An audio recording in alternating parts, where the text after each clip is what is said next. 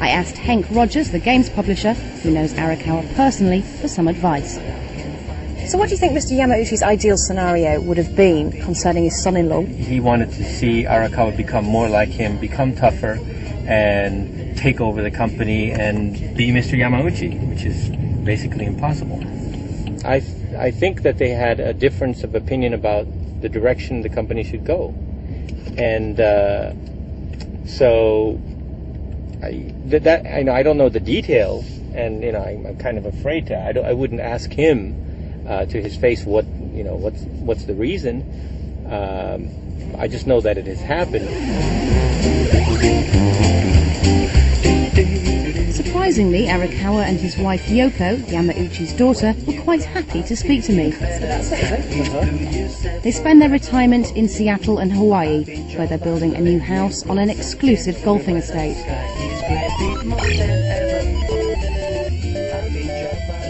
We love playing golf. And who's best?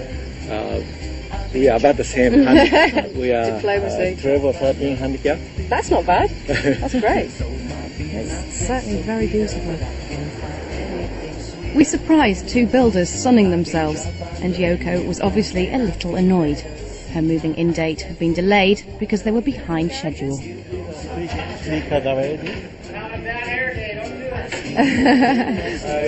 quickly as possible. Nice trellis. You're going to trail plants around them? Yeah. Okay, that's about 7 times bigger than my flat. And this is the great room. Yeah. We are going to have a big TV and fireplace. That will be a big TV. For playing Nintendo games. I wanted to ask Mr. Arakawa and Yoko about rumours of a family fallout, but they were so welcoming it seemed a little impolite. Oh, of course, yeah. Oh, it looks like a stingray. Yeah.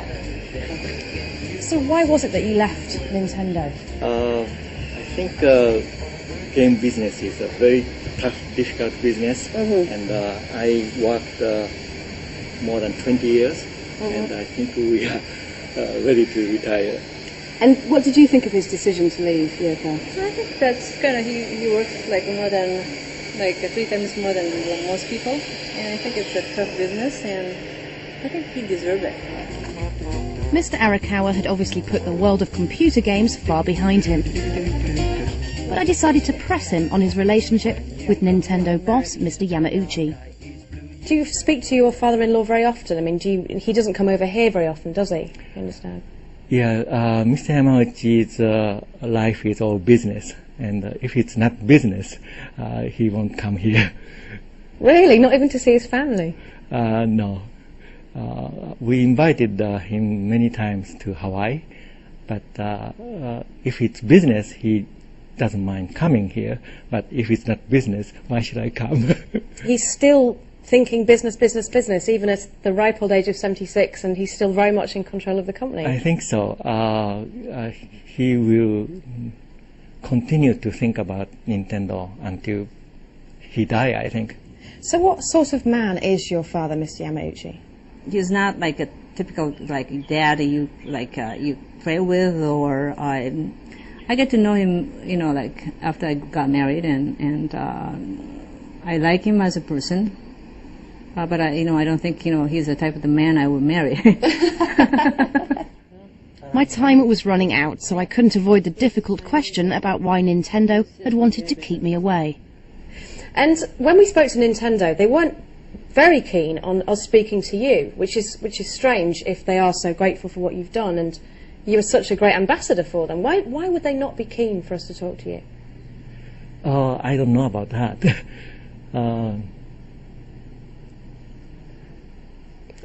They are not keen for you to meet me? They wanted to control who we spoke to, and when we said we wanted to meet you, they said that they couldn't put us in touch with you. So I don't know. I'm not sure. But there was no ill feeling, there's no reason for that to be the case as far as you're concerned. I wasn't put off by Nintendo's attempts to discourage us from talking to Mr. Arakawa.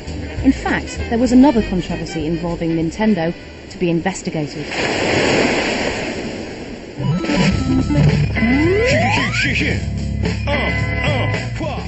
flashing lights and striking graphics are the lifeblood and entertainment in video games.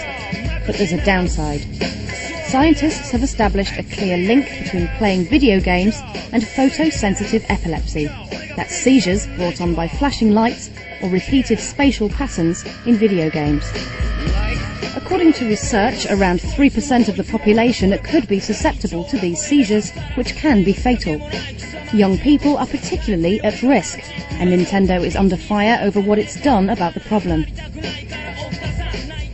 Joey Roccaforte collapsed 10 years ago after playing the Nintendo game Mega Man X at his home near New Orleans. I went to meet his parents. Can you tell me what Joey was like before this happened? He was a very outgoing, athletic kid. I mean, he loved to play sports. He made a lot of friends. And then when he had the first seizure, that all changed. They came home one Sunday to find Joey lying on the floor. We had no idea what had happened, but when we rolled him over, he had been foaming, and he was not conscious. His eyes were open, but there was no communication. It was a blank stare. So we called the paramedics who came, and that's the first question they asked me. Had he been playing video games? And I said, yeah. Why? And they said, we get these calls all the time. He had a seizure. In a product liability lawsuit, Roccaforte claims in 1994 he was... Joey is now 26 and is suing Nintendo. He lost an initial case, but the judge ordered a retrial after finding Nintendo twice in contempt for not disclosing information to the court. He's still waiting for that second chance. It is the dirty little secret of the video game industry, and quite frankly, I believe they're scared to death, win, lose, or draw in this case.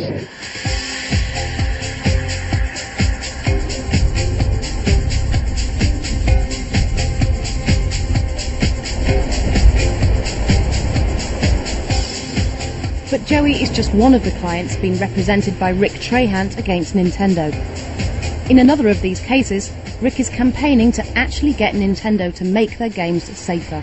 Nintendo has made precious little effort to address the problem as opposed to defending the problem through litigation. They have spent countless dollars defending lawsuits brought on behalf of their own consumers who have alleged to have an epileptic seizure as a result of playing one of their games.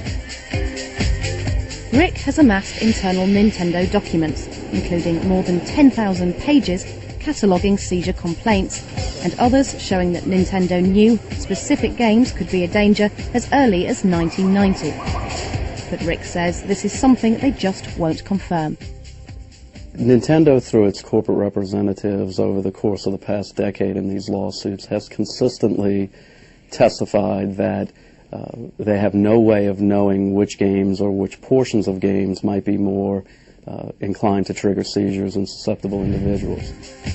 But Rick eventually unearthed an internal letter from a Nintendo customer service employee, Jerry Sarvas, which he says tells a very different story.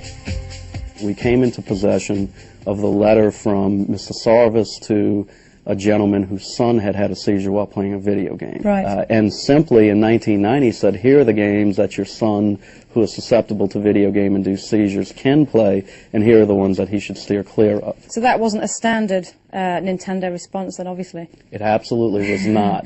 And to this day, it is very much a stark deviation from the typical manner in which Nintendo representatives respond to complaints.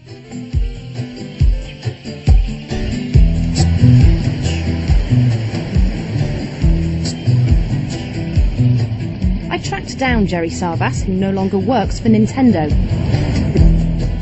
He says when he worked in the company's customer relations department, queries about epilepsy led him to ask Nintendo's R&D experts a straight question. What games have you heard about in regards